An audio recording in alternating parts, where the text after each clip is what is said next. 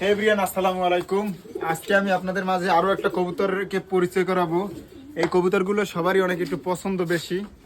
সেই কবুতরটার নাম হলো গররা। এটা হলো পুতুল গররা। এটা আমি কত এই জাতটা আমি পুষছি 2021 সাল থেকে।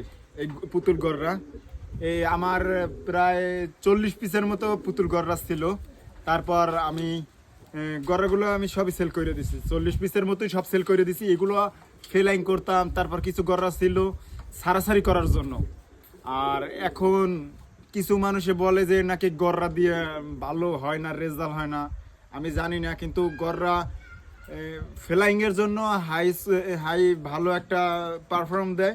তারপর সারাসারির জন্য ওই যে আমার জাত, এই জাতটা আমি অনেক অনেক অনেক কবুতরের সাথে আমি ব্রিডিং করে বের করছি। জাতটা অনেক ভালো একটা রেজাল্ট দিত আমাকে। আমি অনেক দূর আমি 40 কিলো পর্যন্ত এই পুতুল গড়া দিয়ে সারাসারি করছি। সো আসলে গড়ার জাতটা কেমন আপনাদের বলেন। আমি গড়ার জাত শেষ করে দিছি, এখন নতুন কিছু জাত আবিষ্কার করতেছি আমি নিজে। আর এই ওই জাতের ভিতরে দুইটা বাচ্চা ছিল, একটা আমার একটা বড় ভাইকে আমি গিফট করছি, আর এই একটা জাত আছে। সো আমি আসলে গররা আমার কাছে খুবই ফেভারিট। আর পাক পাক কয়টা সাদা, দম কয়টা সাদা, আর এই মাথাটা সাদা। সো কেমন লাগে অবশ্যই বলবেন গররাটা।